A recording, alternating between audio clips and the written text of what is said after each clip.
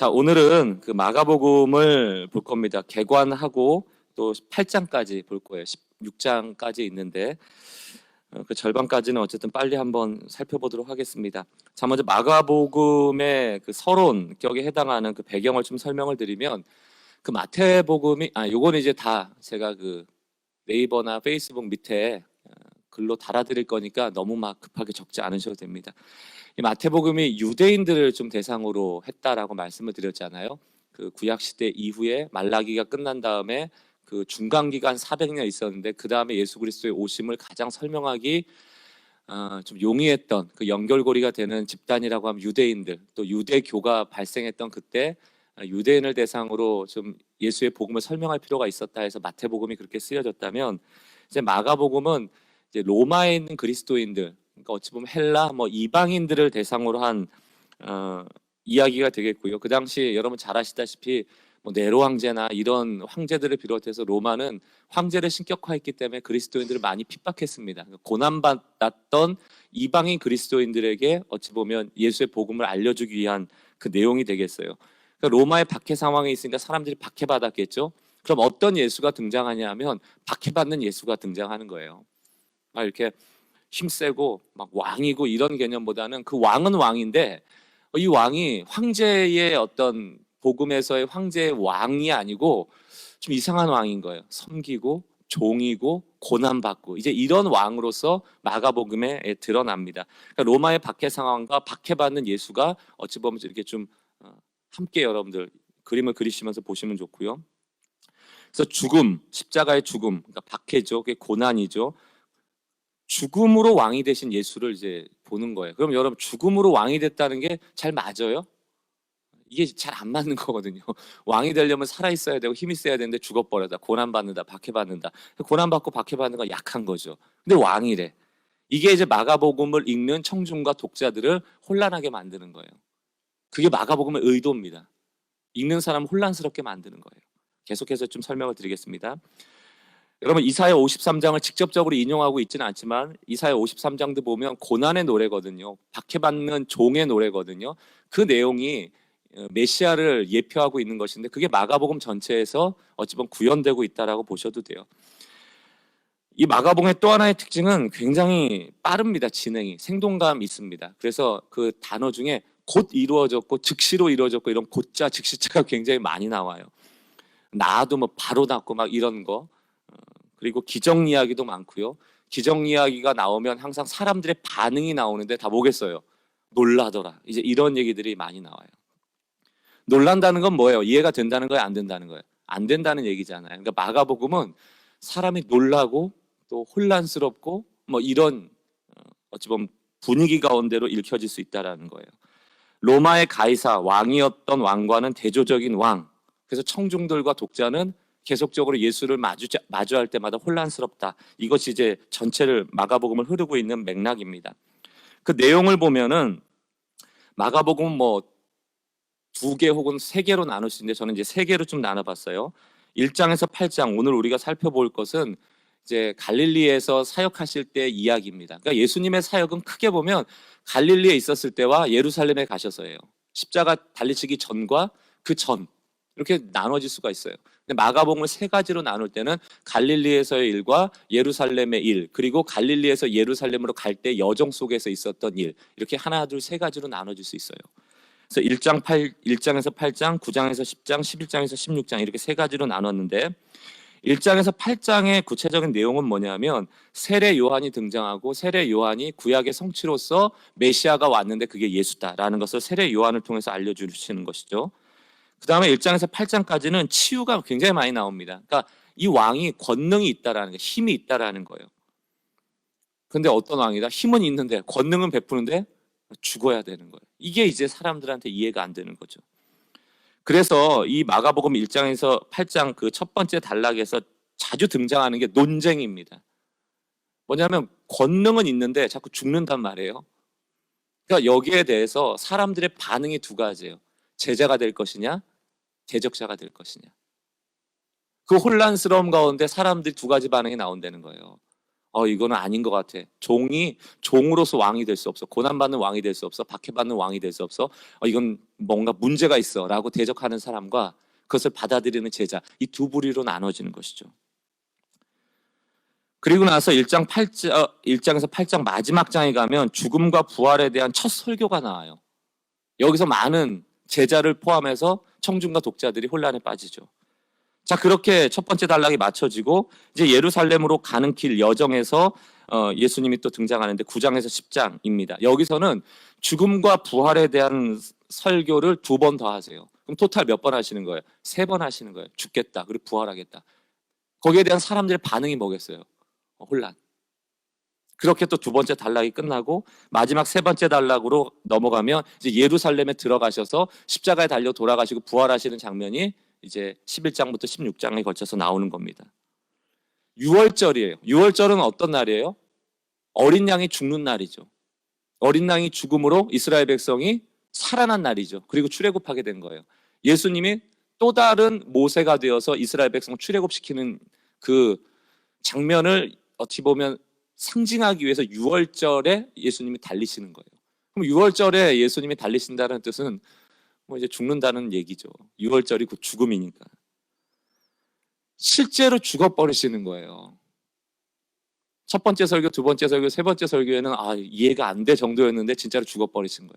제자들이 어떻겠어요? 완전한 혼란에 빠지는 거죠. 그리고 마지막 결론부에 가시면 다음 장입니다. 결론에 가면 부활하신 예수님이 나타나시죠. 그때 마가복음은 그 만난 사람들의 반응을 어떻게 묘사하는가? 두 여자가 가서 빈 무덤을 보는데 무서워서 아무 말도 못하더라. 그 다음에 보니까 마리아의 말을 듣고도 제자들이 믿지 아니하더라. 또 엠마오로 간 2제자를 상징하겠죠. 2사람이 예수를 떠나면서 예수가 나타나서 부활해서 나타나셨는데도 그를 믿지 않더라. 이런 식의 반응이 나오죠. 믿지 않는 제자들을 향하여서 예수님의 마지막 부탁이 무엇인가? 온 천하에 다니며 만민에게 복음을 전파하라. 재밌는 구도 아니에요? 맨 마지막에 부활을 믿지 않더라, 믿지 않더라, 믿지 않더라 하고 예수님은 온 천하에 복음을 전하라. 그럼 마가복음의 마지막에서 우리에게 요청되는 건 뭐냐 하면 고난으로 온 예수 너희 이해가 되느냐? 그리고 너희도 고난받아야 되고 섬겨야 되는 것, 그것이 예수 믿는 사람의 길이라는 거 이해가 되느냐? 그러면서 청중들에게 2가지를 선택하라는 거예요. 제자가 되든가 대적자가 되든가. 믿던가 믿지 않던가. 믿어서 복음을 전하던가 믿지 않고 예수를 떠나던가. 그래서 마가복음은 그렇게 엔딩이 되는 겁니다. 그리고 여러분들이 오늘 내일을 통해서 마가복음을 다 읽으신 다음에 여러분들이 청중이 되고 독자가 돼서 이 글 앞에, 마가복음 앞에 반응하셔야 되는 거예요. 여전히 혼란스러울지 아니면 나는 예수의 제자로서 그분의 섬김의 삶을 쫓아가는 것을 결단하고 우리의 섬김을 통하여서 복음이 전파되어질지. 마가복음이 짧지만 어찌 보면 사복음서를 가장 압축해서 요약해 놓은 글이라고 보셔도 됩니다. 자, 한번 우리 쭉 개관을 들었으니까 그에 맞춰서 좀 읽어보겠습니다. 1장입니다. 1장 1절 같이 한번 읽어보겠습니다. 시작. 하나님의 아들 예수 그리스도의 복음의 시작이니라. 마가는 딱 압축해서 설명을 해요. 하나님의 아들 예수 그리스도 복음의 시작이다 라고 한 다음에 세례 요한이 등장합니다. 4절. 세례 요한이 광야에 이르러 죄사함을 받게 하는 회개의 세례를 전파하니. 여러분 이게 이제 마태복음에서는 보통 3장 정도에 나오는 얘기예요. 근데 마가복음에서는 바로 1장에 세례 요한 등장시키고요. 그 다음에 7절 8절을 보시면 그가 전파하여 이르되 나보다 능력 많으시니까 내 뒤에 오시나니 나는 굽혀 그의 신발끈을 풀기도 감당하지 못하겠노라. 나는 너에게 물로 세례를 베풀었거니와 그는 너에게 성령으로 세례를 베푸시리라 라고 하면서 예수를 소개하죠. 그리고 9절부터 11절까지는 마태복음 3장, 누가복음의 3장에 나오는데 이제 세례 요한에게 세례받는 장면이 나오고요. 예수의 대관식이죠. 하늘로부터 소리가 있어 이는 내 사랑하는 아들이다 라고 하면서 공생의 시작이 이제 선포되는 겁니다. 굉장히 템포가 빠르죠. 12절부터는 이제 성령의 세례를 받고 40일 금식한 다음에 사단의 시험을 받는 장면이잖아요. 근데 특별한 단어가 하나 나와요. 13절 보면 광야에서 40일을 계시면서 사단에게 시험을 받으시며 들짐승과 함께 계셨다. 왜 들짐승이 나왔겠어요? 이건 뭔가 마가의 의도가 있는 거죠. 들짐승은 뭐예요? 가만히 사람을 있으면 공격하는 거잖아요. 이게 박해란 말이에요. 공격이란 말이에요. 대적자란 말이죠. 그래서 이제 시험 받는 사건도 두 절로 딱 뭐 돌들을 떡덩이로 만들어라 이런 거 없어요. 그냥 시험 받았다고 넘어가야지. 하고 싶은 얘기가 다른 데 있다라는 얘기예요. 앞에 정리 빨리 하고. 자, 드디어 이제 갈릴리에서 복음을 전파합니다. 마태복음 4장에 나오는 얘기가 마가복음 1장에 이제 소개되고 있는 거예요. 15절. 이르시되 때가 찼고 하나님 나라가 가까웠으니 회개하고 복음을 믿으라 이렇게 돼 있죠. 복음을 믿으라. 회개하고 복음을 믿으라. 여러분, 회개라는 게 뭘까요? 회개는 우리가 이제 짧은 시간이라 또 앞으로도 계속 얘기하겠지만 회개를 이제 보통 이렇게 얘기를 해요. 방향을 돌이켜서 다시는 그 짓을 안 하는 거다. 여기에 이제 맹점이 있어요. 방향을 돌이키는 건 맞는데 그러면 여러분 회개하면 우리가 완벽한 사람 되는 거예요. 이게 회개가 상당히 방향의 문제하고 관련이 있다. 근데 우리가 뭘 자꾸 강조하냐면 죄 짓고 회개한 다음에 다시는 그 죄를 지으면 안 돼. 그러니까 늘 정죄함을 받는 거예요. 이건 방향의 문제거든요. 회개는 하나님을 등지고 살아가는가 하나님을 향하여 살아가는가의 문제인데 가끔 살아가다 보면 어때요? 등을 진 것까지는 아니지만 삐딱선을 탈 때가 있잖아요. 그때마다 회개해야 된다는 거. 회개라는 것은 당연히 행함을 동반하는 것이죠. 하나님께로 얼굴을 마주대어 그분을 바라보면 우리의 삶이 꼬람대어 삶이 나오는 거죠. 그러나 우리가 완벽해지라는 뜻은 나쁜 짓 짓지 말라는 게 아닙니다. 하나님께 등지지 말고 하나님을 향하여 걸어가라는 의미가 훨씬 더 강해요. 당연히 회개를 많이 하다 보면 자기의 삶을 돌아보게 되고 삶이 성화되어져 가겠죠. 그리고 이제 복음을 믿으라라는 단어도 굉장히 중요하죠.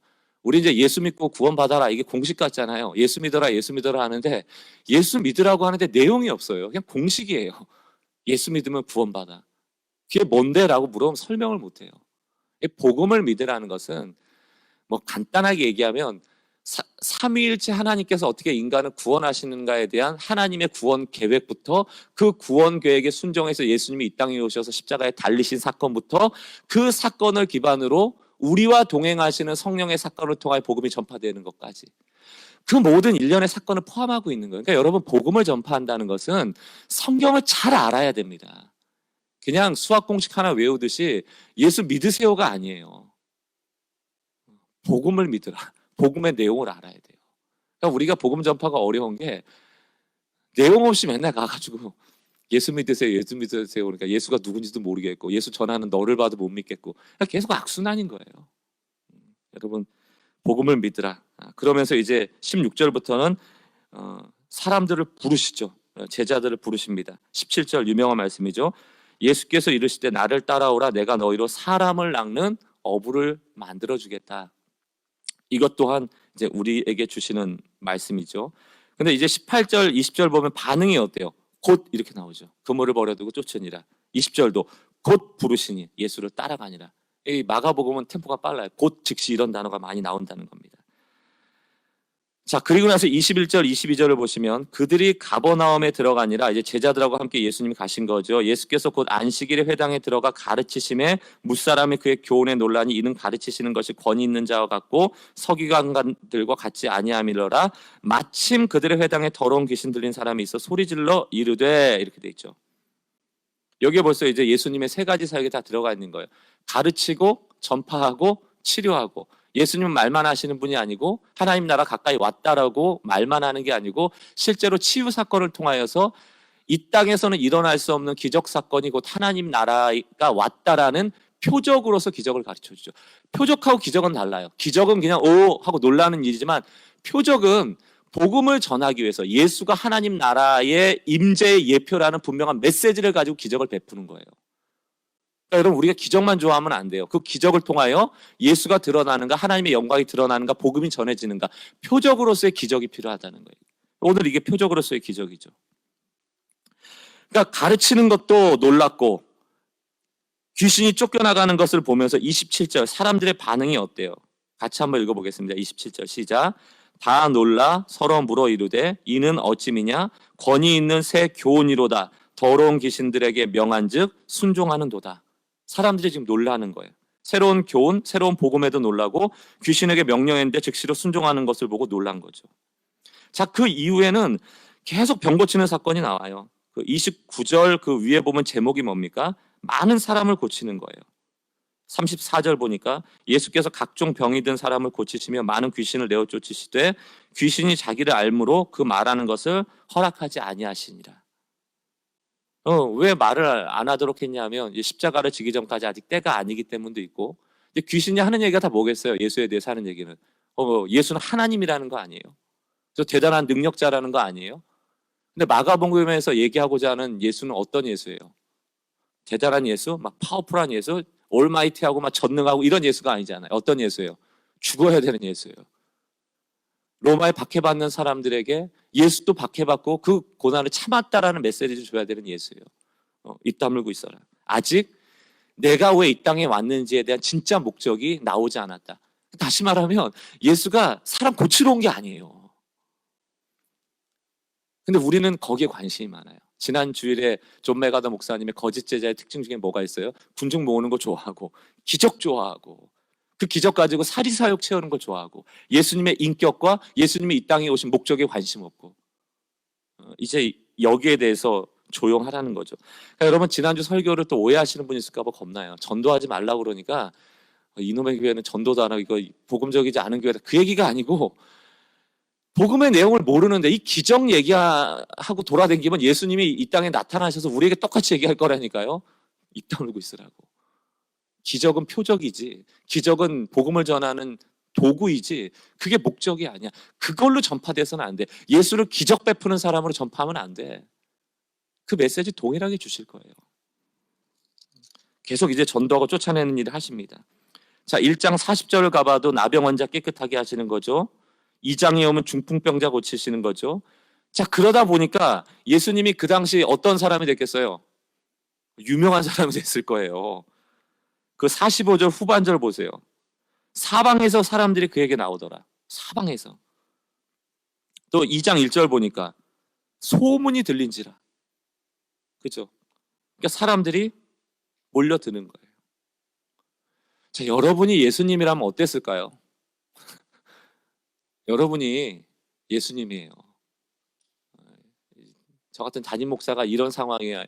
막 유명해지고 사방에 막 박가훈이 목사가 소문이 나고 막 사람들이 밀려 들어오고 그러면 사람이 이제 미치는 거죠. 내가 괜찮은 사람인 줄 아는 거죠. 내가 대단한 능력 있는 사람인 줄 아는 거죠. 그러면서 사람이 엉뚱한 길로 가는 거예요. 근데 예수님의 그 사역을 보면 조금도 한눈을 안 파십니다. 죄송해요. 개는 짖어라, 기차는 간다예요. 이게 그냥 개소리인 거예요. 소문이 나건 유명해지건 그 동네의 스타가 되건 그거는 예수님이 이루고자 하는 목적이 아니라는 거예요. 그분이 가야 될 길을 향하여서 예루살렘의 종착점을 향해서 이분은 그냥 묵묵히 가는 거예요. 모든 기적은, 모든 능력은 그 종착점에 도달하기 위한 다 수단들인 거예요. 하나님 나라의 임재를 보는 예표인 거예요. 자, 12절로 넘어가 보세요. 2장 12절. 치유 사건이 일어났어요. 중풍병자가 났습니다. 그가 일어나 곧 상을 가지고 모든 사람 앞에 나가거늘 그들이 다 놀라 하나님께 영광을 돌리며 이르되 우리가 이런 일을 도무지 보지 못하였도다. 그죠? 그럼 여러분 이게 상상을 해보세요. 이 당시에 막 이런 기적이 있고 말씀을 가르쳐 주시는데 도무상체 이해할 수 없는 말씀이 있고 그럴 때 사람들의 반응이 뭐겠어요? 앞서 개론에서 말씀드린 것처럼 혼란이에요. 혼란이 있을 때 사람은 항상 달려지는 반응이 나오는 거예요. 그 사건을 보면서 어떤 사람은 제자로서 그분이 정말 메시아라는 믿음의 사람으로 세워지게 되고 또 한 사람은 그를 대적하는 사람이 되기 시작해요. 지금 이제 13절에 보면 레위를 부르시잖아요. 사람을 이제 부르시는 장면이 곳곳에 나오고요. 18절로 넘어가 보면 그때 바리새인들이 나오잖아요.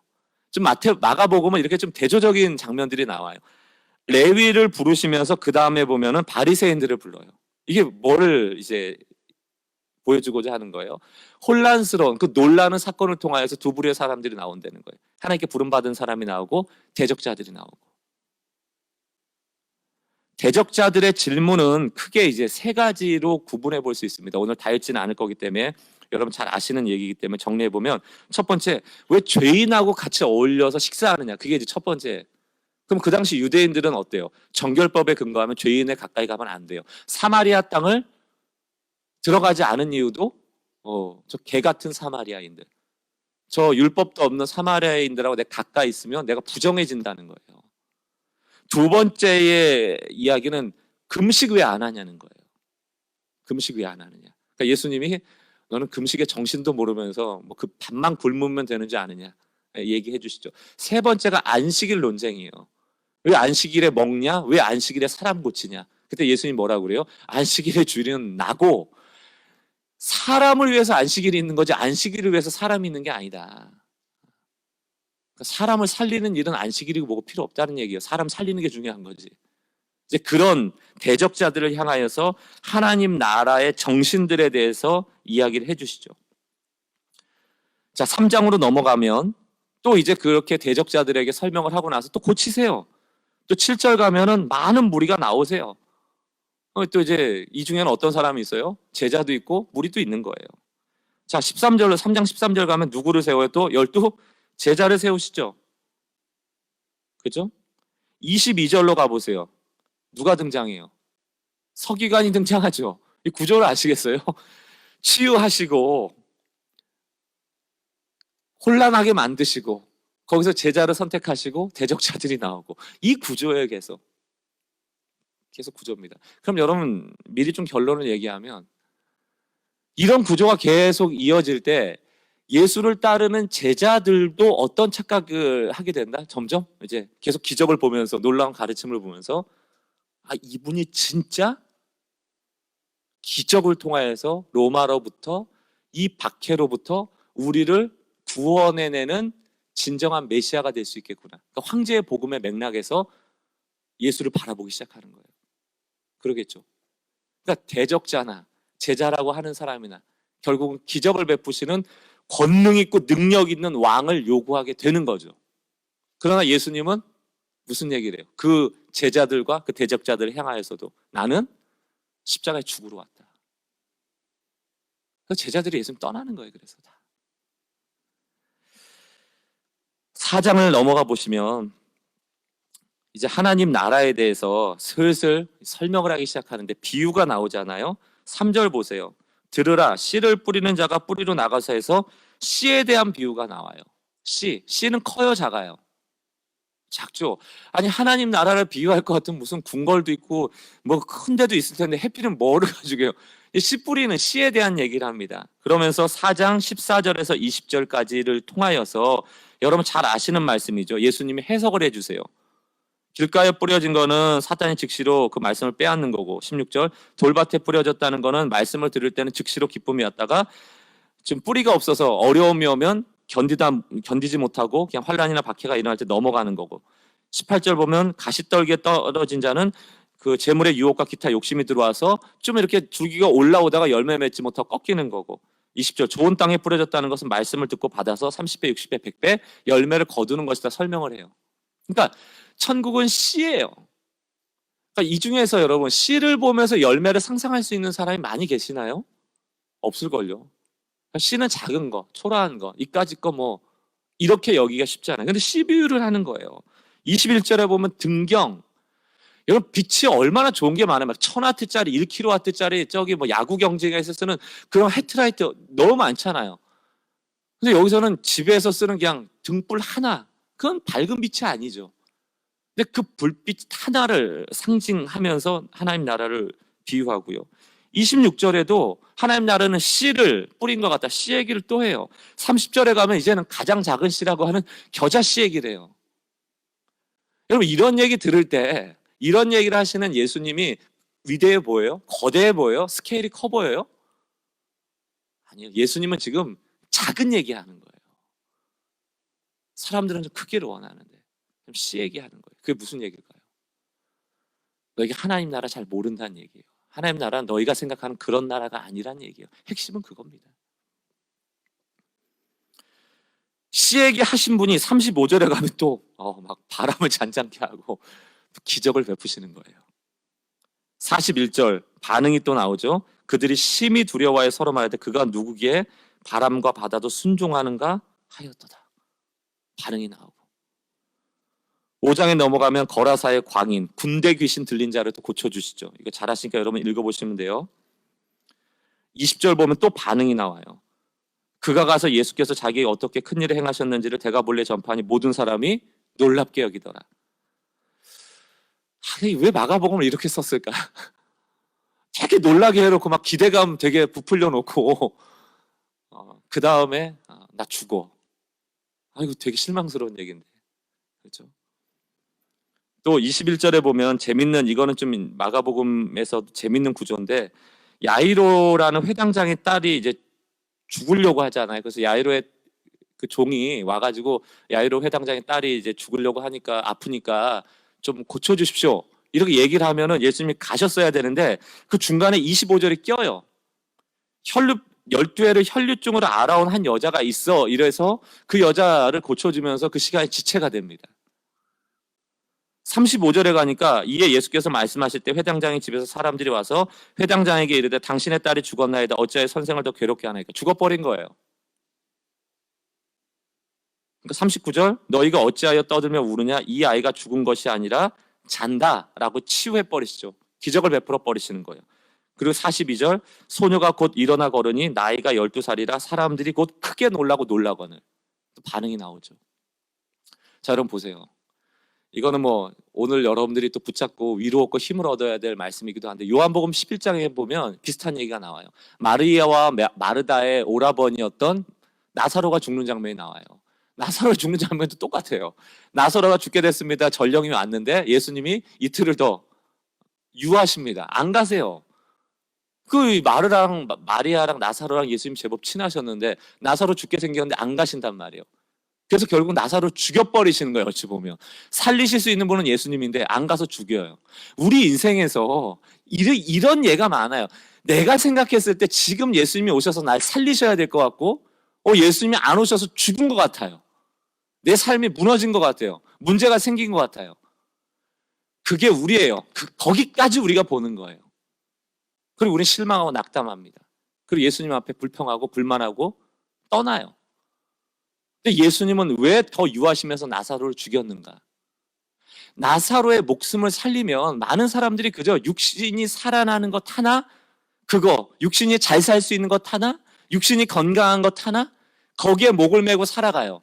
그리고 예수님 잘 믿으면 이 육신의 몸뚱아리 하나 더 연장하고 더 잘 먹고 잘 살도록 하는 분으로 오해하기 쉬워요. 근데 예수님의 핵심은 사망을 사망시키는 데 있는 거예요.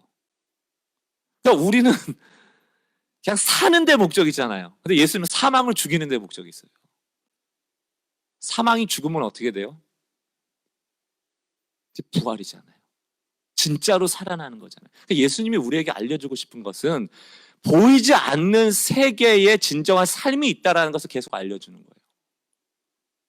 여러분, 내가 죽었는데 나를 죽인 사망이 죽어버렸어요. 그럼 살아나는 거잖아요. 그걸 보려면 죽어야 되는 거예요. 고난도 똑같아요. 고난을 고난스럽게 만들어서 고난을 죽여버리는 일. 그거를 경험하도록 우리에게 고난이 필요한 거예요. 그걸 경험해야만 고난이 나를 죽일 수 없고 그 고난을 죽이는 예수가 있다는 걸 아는. 좀 이해가 되시나, 이 얘기가? 사망을 사망시키는 걸 봐야 돼요, 우리는. 그러려면 우리가 죽어야 되죠. 그러니까 자꾸 죽으라는 얘기 하는 거 아니에요, 성경이. 죽으라. 맨날 놀라면 뭐합니까? 우리가 신앙생활 하면서 은혜 받았다 하면 뭐예요? 주일날 와가지고 깨달음이 있으면 뭐하냐고요. 그 깨달음이, 그 놀람이 우리가 이제 취하는 것이 날마다 내 육신 하나를 유지하고 내 육신 하나를 잘되게 하는 데만 포커스가 있다면, 그거는 지금 무리들이 예수의 기적을 보면서 놀라는 것과 조금도 다르지 않아요. 복음을 아는 게 아니죠. 자, 그리고 나서 이제 6장 7절에 오면은 예수님이 또 12제자를 부르셨을 뿐만이 아니고 각 지역으로 보내서 치유하는 사건들을 동역하시죠. 읽어보시고요. 30절, 6장 30절 오면 또 기적이 나와요. 5,000명을 먹이시는 오병이어 사건이 나오고요. 또 45절로 넘어가시면 바다 위로 걸으시는 사건도 나오죠. 근데 이제 그 51절 한번 보세요. 6장 51절. 배에 올라 그들에게 가시니 바람이 그치는지라 제자들의 마음에 심히 놀라니 이는 그들이 그 떡 떼시던 일을 깨닫지 못하고 도리어 그 마음이 둔하여졌습니다. 자, 이게 무슨 얘기입니까? 오병이어의 기적을 베풀었으면 이분이 기적을 베푸실 수 있는 분이라 믿고 그 예수가 풍랑 속에서도 자기를 살리실 수 있다는 걸 믿어야 되는데 그 제자들의 생각은 항상 떡의 사건하고 풍랑 사건은 다른 거예요. 그러니까 예수는 떡은 줄 수 있지만 풍랑은 잠잠하게 할 수 없다라고 생각하는 거예요. 그 얘기를 하는 거예요. 떡을 주시는 분은 풍랑도 잔잔케 하실 수 있는 모든 기적에 능하신 분이라는 것을 몰랐다는 얘기를 하는 거죠. 그러니까 예수에 대한 통합적 이해가 없었다. 이렇게 보면 돼요. 그 사건이 뭐 계속해서 나오죠. 자, 보세요. 8장으로 그냥 바로 넘어가 보겠습니다. 다른 얘기들 쭉 보시고요. 8장에 가시면 이번에 또 4,000명을 먹이는 사건이 있잖아요. 이것도 기적을 베푸셨잖아요. 그런데 14절, 8장 14절로 넘어오시면 제자들이 떡 가져오기를 잊었음에 배에 떡 한 개밖에 그들에게 없었더라. 예수께서 경고하여 이르시되 삼가 바리새인들의 누룩과 헤롯의 누룩을 주의하라 하시니 제자들이 서로 수군거리기를 이는 우리에게 떡이 없음이로다 하거늘. 자, 오병이어 마치고 나서는 풍랑 앞에서 놀라버리고 사병이 뭡니까 4,000명을 먹이신 사건 이후에 떡이 없음을 또 고민하는 제자들. 방금 전에 또 4,000명을 먹이신 거 봤잖아요. 근데 떡이 한 개밖에 없어서 우리 줄이면 어떡하지? 그거 걱정하고 있는 거예요. 이게 우리라는 거예요. 기적이 일어날 땐 놀라지만 그 기적 조금만 넘어서면 바로 예수를 불신하는 것이 우리의 모습이라는 거죠. 21절 이르시되 아직도 깨닫지 못하느냐. 자, 그리고 나서 이제 8장 다시 말하면 마가복음의 세 단락 중에 마지막 단락으로 넘어옵니다. 이제 이게 마지막이니까 여러분 이제 집중하시고요. 자, 보세요. 27절부터 좀 볼게요.